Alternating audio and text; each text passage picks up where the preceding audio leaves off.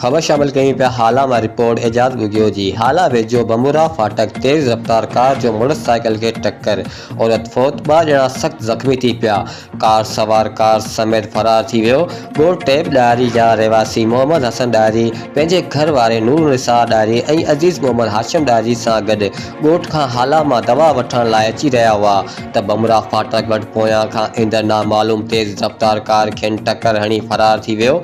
Car जो टक्कर लॻण सबबि ॻोठाणा सख्त ज़ख्मी थी पिया, जिन खे फौरी तौर ते तालका अस्पताल हाला आंदो वियो, जितां खेनि तिबी इमदाद फराहम करण बाद नाज़ुक हालत में सिविल अस्पताल हैदराबाद न्यू पे वियो त मसमाद नूर निसा डायरी ज़ख्मियुनि जा सूरना सहंदे रस्ते में ई फोत थी वई, जंहिंजा मण खे वापसी तालका अस्पताल हाला आंदो वियो, जितां ज़रूरी कार्रवाई बाद लाश वारसनि हवाले कयो वियो।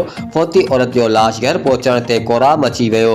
ॿिए तरफ़ हाला पुलिस वाक़िए जी NC रिपोर्ट दाख़िल करे कार मालिक जी ॻोल्हा शुरू करे छॾी आहे।